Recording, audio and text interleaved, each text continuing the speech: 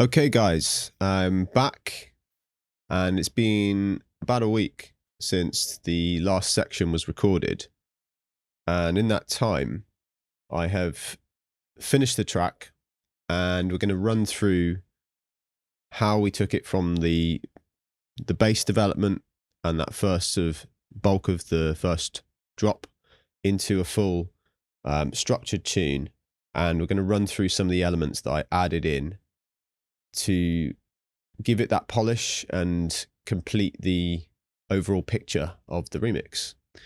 So what I'm going to do is I'm just going to play the tune from the start to the second drop so you can kind of get a picture of where it's at, and then we'll run through it.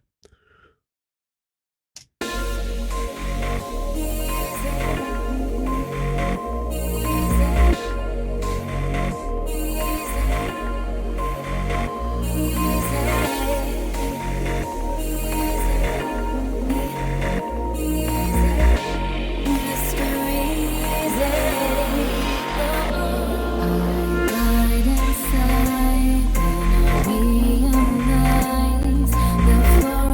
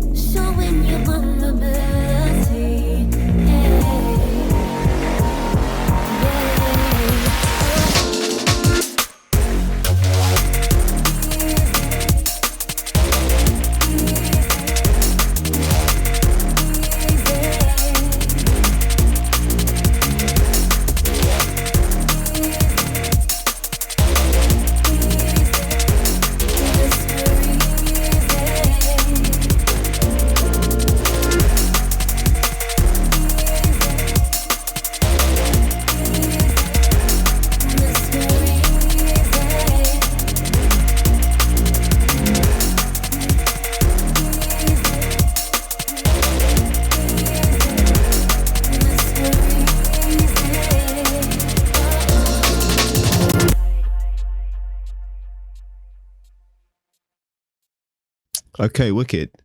So,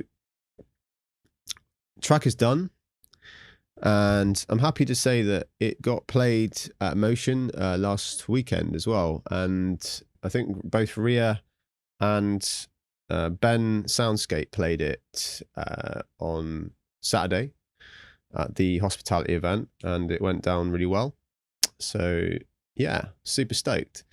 And I think it's cool to show you this whole process of, this track in its early forms and its development right to the point of it being played and tested in a club and getting feedback, and just generally tweaking the thing to make it complete and polished. So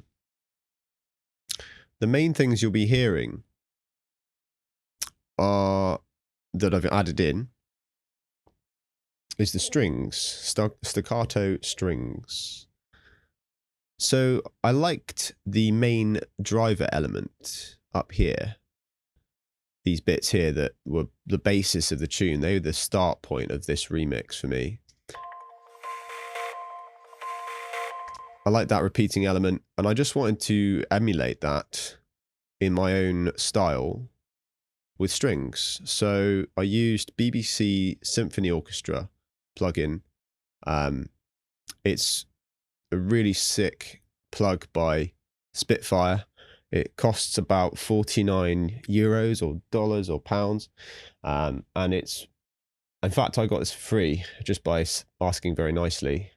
And it's very good. It's a basic plugin. It's not like the full thing, but it's useful for strings, and it sounds very natural.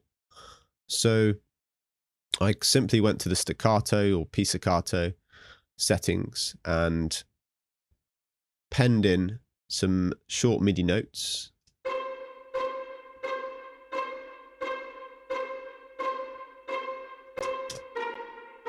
Quite thick sounding, as you can hear. There's a lot of like mid-range boxy mids in there. So I bounced them out as they were. And I did that because here I wanted to just time them a little bit better in places, because they were slightly, due to the natural feel of the plugin and it's designed to make it feel like a live orchestra. It's designed to naturally have a bit of timing discrepancies in it.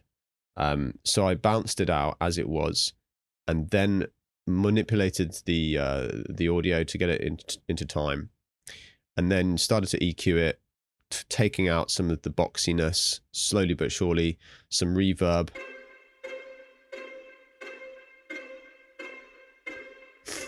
And here you can actually see transient shaper. This thing is really useful. I love doing like multi-band transient shaping on various elements with various little plugins. Ozone 5 is really good for it, and Alloy is really good for it. I know there's a bunch of new plugins out that do it as well, like Neutron and all the newer Ozones, but I like to stick to the stuff I've got. It works really well. And so basically just done some pulling down of because there's reverb that I've added on there through the extra bit here. And there's natural reverb in the sample as well from the plugin. I just pulled down some of those tails just to tighten it up. And I find this is really useful for lead elements and, like things like trumpet stabs that have got a bit of a reverb tail, especially if you've got a sample that has a lot of reverb tail on it. Multiband gating is super useful just to tighten it up. And then what you can do with that tightened sound is distort it or process it after. You can compress or saturate the remaining hits and get a sort of tighter sound, which is more suited to 174. So got a bit of exciter on there, just brought out the tops and mids. So chorus, God, I love the chorus, and then more chorus on the group. Some more, so taking out of that boxiness. If I turn that off, you can hear there's an awful lot of like room noise. So took that out. Bit of timeless, as you can hear, just bouncing away, just subtle. And I automate that up in places where I want a bit more groove, like just subtle swing to it.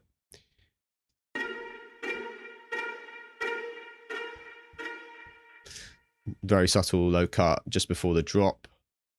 And a couple of K clips. I've started doing this more recently.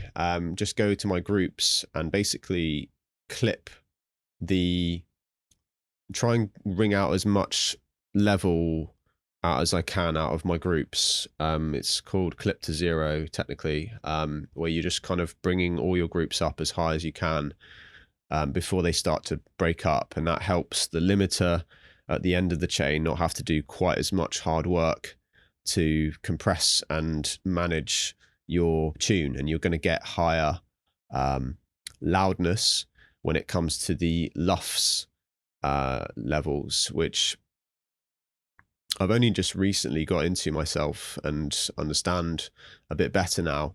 And generally for loudness for a sort of club playable track, you want to aim for a minimum of sort of -7. And so if we go here, play the actual whole track.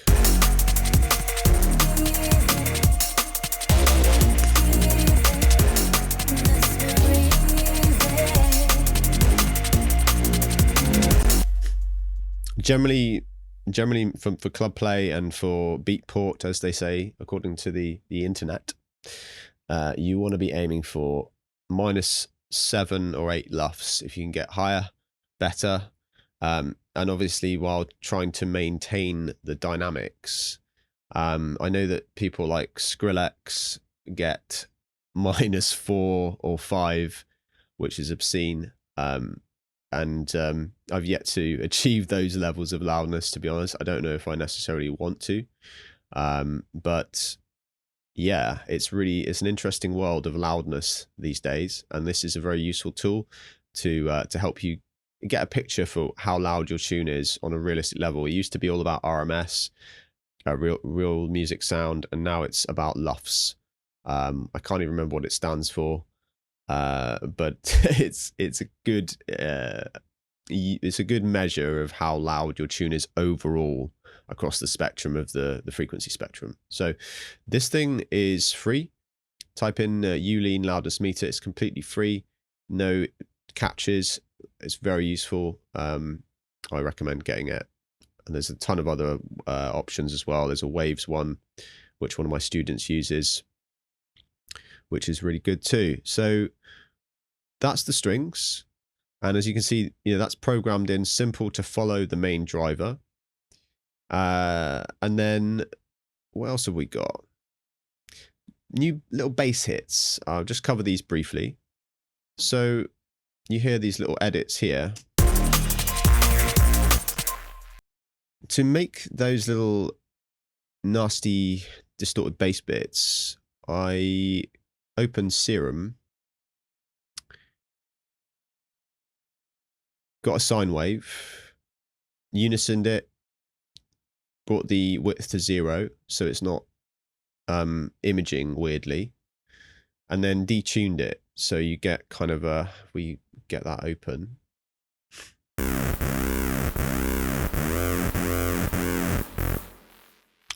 Pretty sure there's some, quite a lot of processing going on throughout. Just smashing the hell out of a sine wave, essentially. Nothing too complicated. I'll just turn that all off.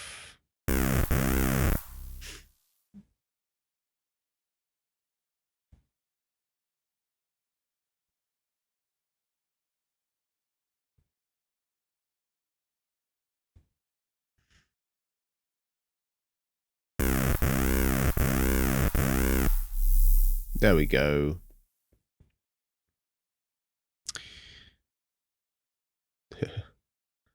Yeah, so the gist of it is I actually made this patch here it's being sent. It's a sine wave. If I turn that send off,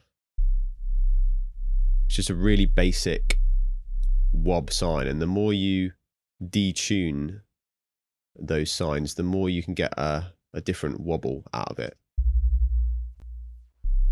So if I play it here, and I play it up the frequency range,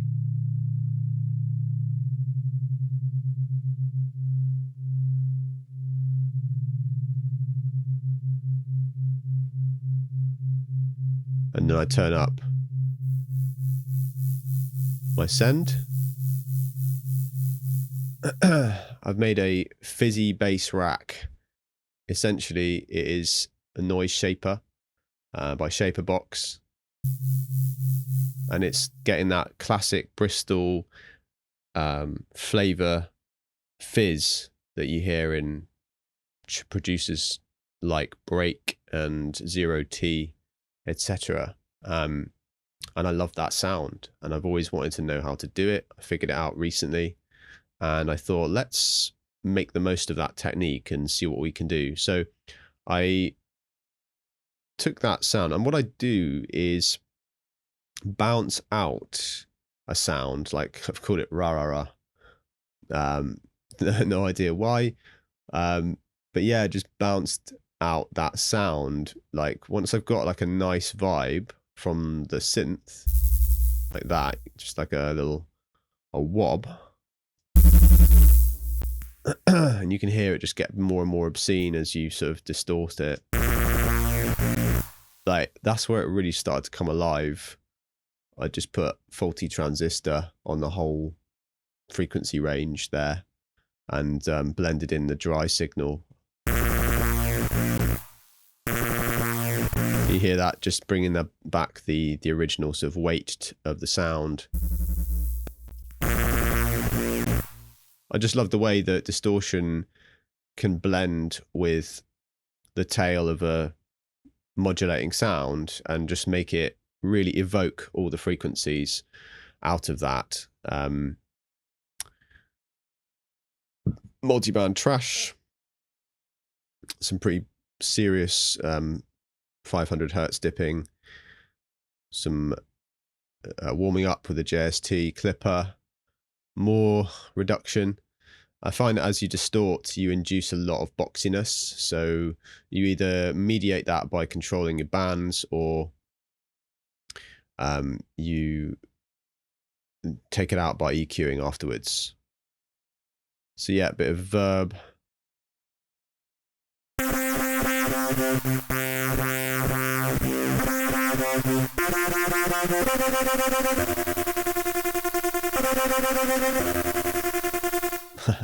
That sounds sick.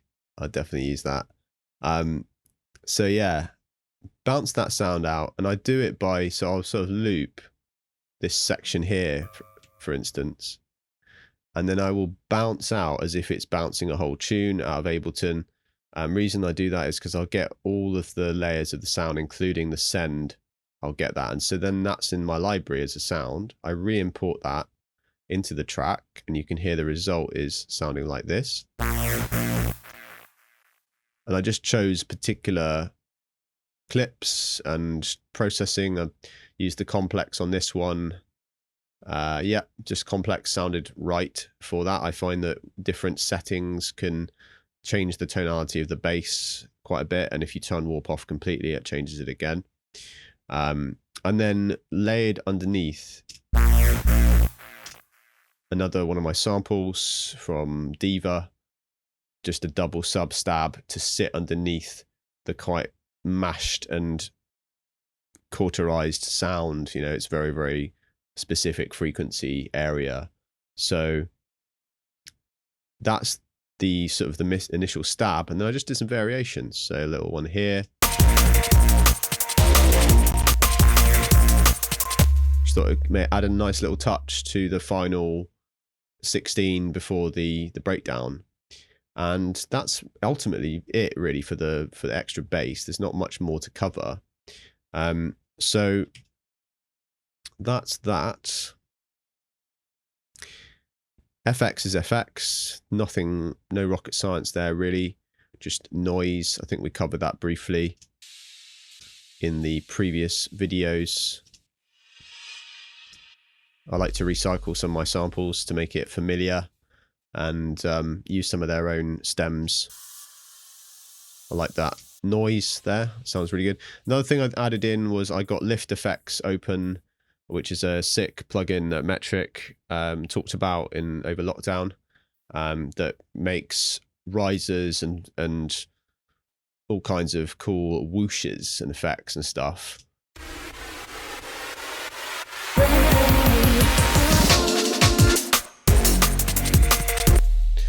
So that is immediately just super powerful for bringing up your energy. Just try and keep it subtle, not too like EDM vibe if I can. And yeah, just a bit of EQing is probably needed quite a lot on these, because yeah, taking out the sort of mid-range, just to stop it from becoming too harsh, and you don't want it to be too bright so the drop sounds dark in comparison. You know, you want that nice balance in the actual tones coming out of it. So that's the FX. That's the bass. You notice on the second drop we switch up the bass. We'll talk about that in a moment. And the new addition that I talked about previously in the other videos was this other pad that I discovered in the stems, which I really liked that vibe. So where was it at? Yeah, it was, turn off the EQ and you can hear it in its original form.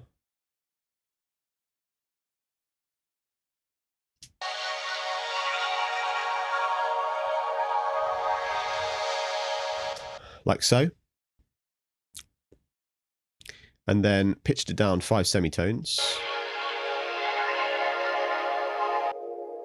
And took out a lot of the noise by various different dips and shelves, just to mediate that sound and get it blended into the intro and to the breakdown.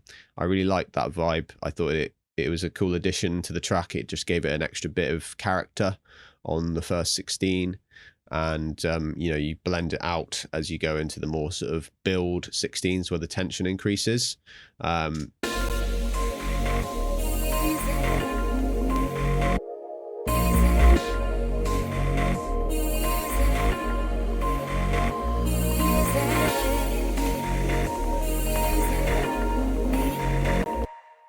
So I just love all those extra harmonics that it adds, and when you go into the actual breakdown, it just sounds really good.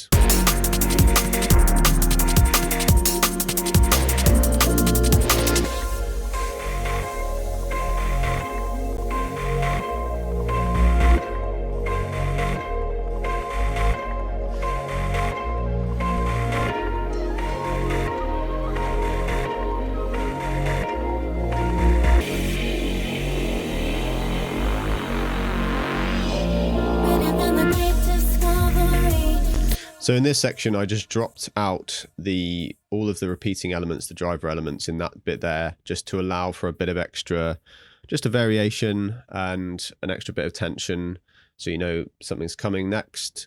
And then drop out everything to allow Colette's vocal to be fully sort of exposed. And just again, comparing to the previous build 16, it's just slightly variant.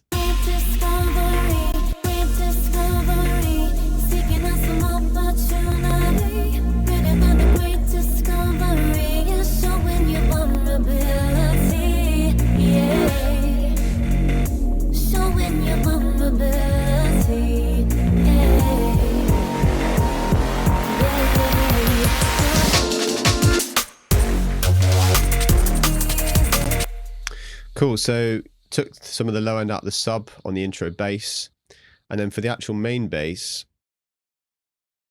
I did the same technique that we talked about in the main bass section, where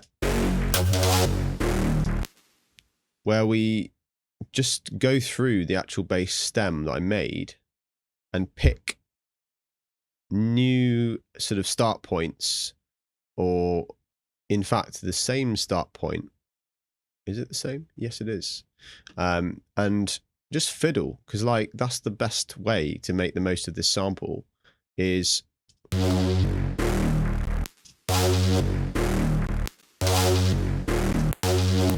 it's amazing what you can do by just changing the start point on a like a sample that's got lots of movement in it. Which is why I think it's a great idea to, you know, bounce out one note bass samples, or any sample with movement, and then the producer can take that and chop it up and do all kinds of creative work without needing to, you know, worry so much about processing. It's quite a quick way of working. So yeah, that's all I did there. I just did a fakey drop, hit the kick on it, and then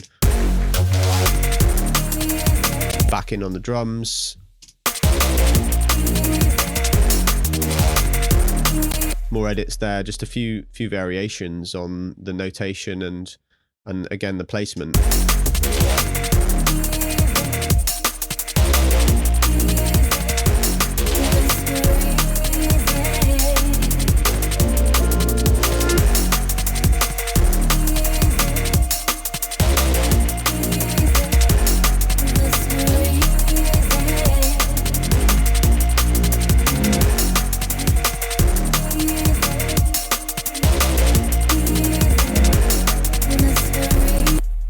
And that is really pretty much it. Continued the same structure throughout. Ended with that nice vibey pad again, and back in with the staccato strings. Did a little bit more drum processing, if I'm right in thinking. A little bit of compression, some New York style parallel compression on the drum groups, and yeah, I did a little bit of EQing on the drum bus to mediate the top end. It was a little bit on the bright side, as my tunes tend to be, and pushed up the JST on that one to get a bit more grit, turned down the trim on it. It was related to some feedback that I got directly from Coherent. They just said, can you see if you can get a bit more oomph from the drums, a bit more grit? And while they are quite sort of finessed, light drums, I thought, yeah, it's definitely possible to push it a little bit more and get also the drum level up a tiny bit. And I found that because the bass is quite wide in its stereo image, I had to find a nice balance where you listen in mono and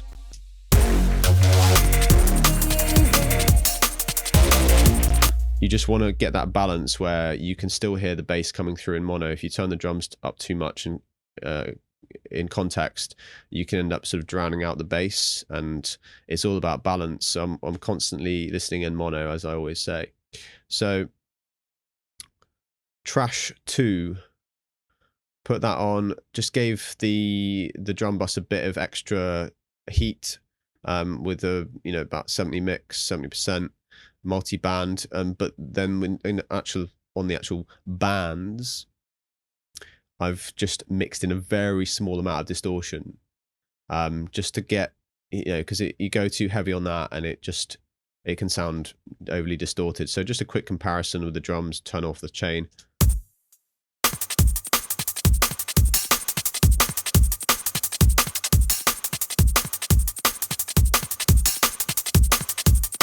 Very, very subtle. Didn't want to overly smash the drums on this one because they're already sounding quite nice. So yep, that's the drums. And yeah, just getting it to that stage, got it to over to Rhea and Colette. They I kind of keep them in the loop, or kept them in the loop throughout the process of writing it. So they were somewhat involved in, you know, being able to hear it develop and give me feedback if they had any. And again, Luke and Josh were really helpful and just gave me a few little pointers, you know, because as the producer, you don't always maintain perfect objectivity when it comes to mix down decisions. And you've heard the tune a million times on the loop, and you often lose that objectivity. So when you send it through to people, as you know, it's very useful to do that. They noticed there was a bit of boxiness in some of the vocals on the verse. So I remedied that by making some dynamic dips to Ria's vocals here.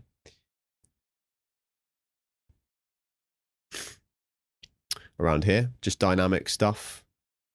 Died inside, then I realized the floor. It just slightly sweetens it, and again, like, just pushed up Colette's vocal a little bit compared to how it was previously. Made sure that it's coming through nicely in mono as well, and that really is the track.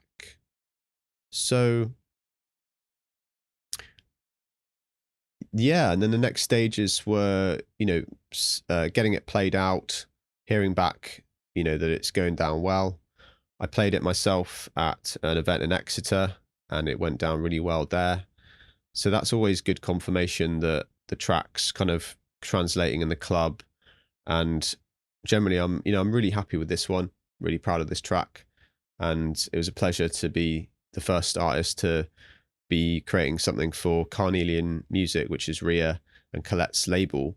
They've got an opening night coming up in September. Details to be confirmed for that. And yeah, just a pleasure to work with their vocals and with those guys. They're great people, and I'm really grateful for them in my life. So yeah, hope you enjoyed this tutorial. As always, I do one-to-one tuition over Skype, over Zoom, and in person in the studio. So if you're interested in getting direct tuition with me, hit me up at phactionsounds@gmail.com. And yeah, I hope you enjoyed the tutorial. Big ups and good luck with your tune writing journeys. If you have any queries about this remix and about the tutorial, don't hesitate to shoot me a message. And I wish you all the best of luck with your journey. Peace.